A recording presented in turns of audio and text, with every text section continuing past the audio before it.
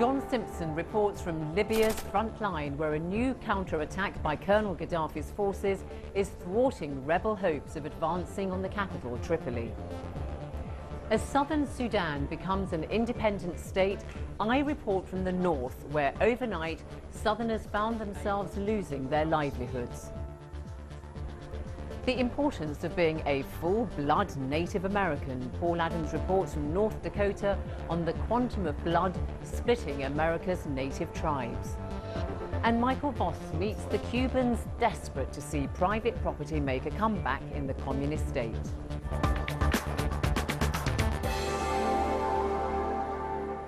Hello, welcome to Reporters with me, Zainab Badawi. And first to the conflict in Libya, and apparently Gaddafi's days are numbered. That's according to the US Secretary of State Hillary Clinton. In Libya itself, the picture is far from clear.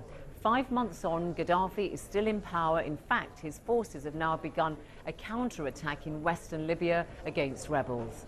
The fighting in the Nafusa Mountains has seen the rebel movement lose and then regain ground around the village of Rouelish. Our World Affairs editor, John Simpson, was caught in the crossfire. 6 in the morning in the Nafusa Mountains. Spies have warned of a build-up of pro-Gaddafi forces nearby. But these rebels aren't trained soldiers, they're just a bunch of ill-equipped volunteers. Hours pass and the Gaddafi troops don't attack. The rebels relax. They hope it's a false alarm. 11 a.m. The front line at Rouelish. By now it's usually too hot for fighting. Suddenly, though, a lookout spots a column of enemy vehicles heading this way. There's going to be a battle after all. There's firing pretty close to here. Perhaps you can hear it just sheltering beside this building. Out there, the Gaddafi people are shooting in our direction. You can hear bullets flying overhead from time to time, quite low. And this is one of the rebel positions, and they're just going to start firing off. Look.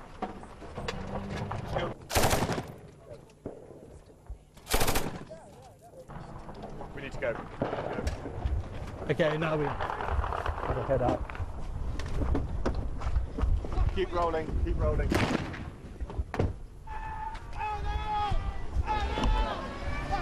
Copy, door in. Go with the gun, Robbie. Gun. Down, everyone, down.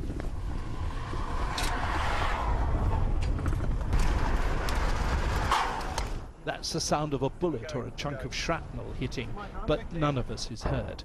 Overhead, rocket-propelled grenades are exploding in the air. Many of the rebels are in full panicky flight now.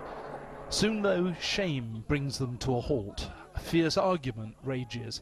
Some want to turn back and carry on fighting. Others say they're outgunned and short of ammunition. In the end, this group heads back in the hope of stemming the pro-Gaddafi advance.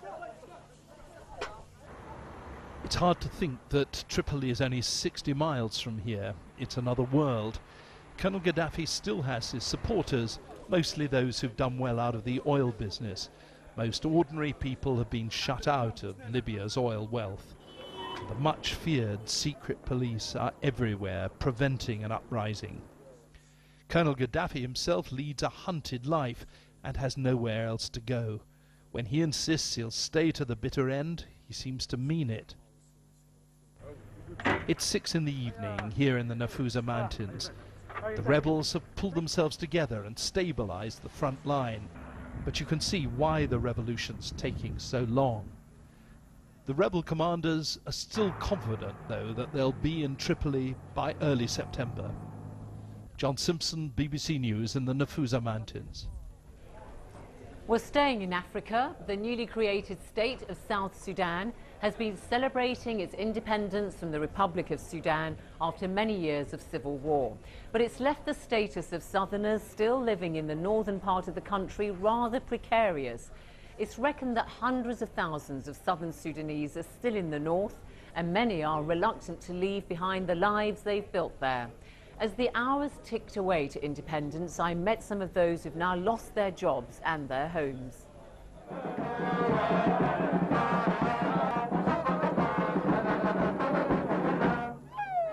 Going out, not so much with a loud bang as with a loud beat. The Officers' Club in Khartoum, an emotional farewell.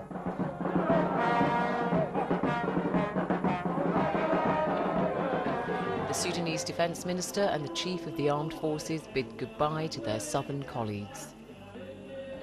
حقيقة نحن اليوم نشعر بشيء من الحزن نسبة لفراق مجموعة. To be honest with you, on this day we feel some sadness to lose very good-natured colleagues who in some cases have been with us for decades and have served loyally in the army. They were given this colourful send-off.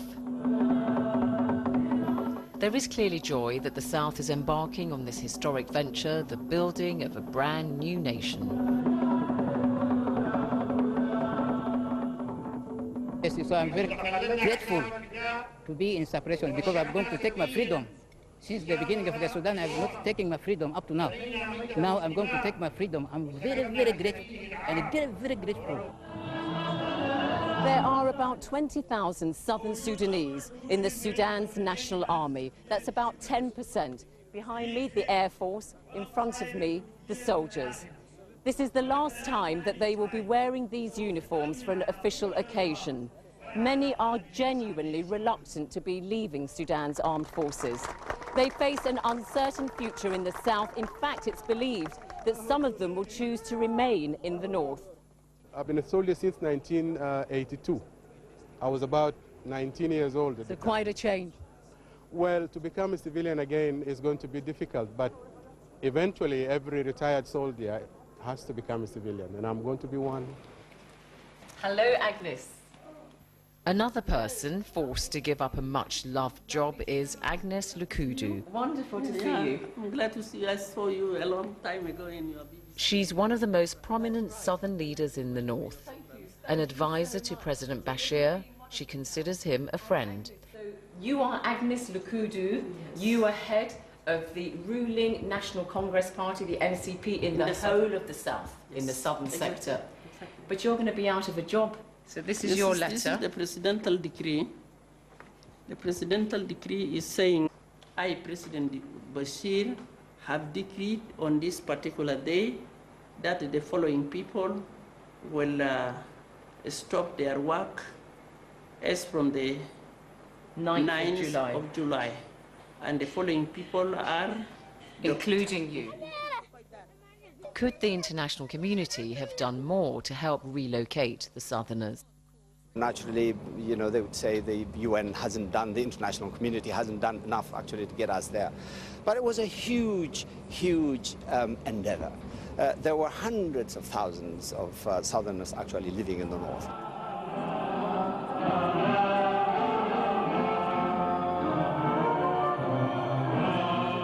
As the world waits to see if the southern Sudanese can turn a concept into a viable, thriving nation, not all, even tough old soldiers, can remain clear-eyed about the future.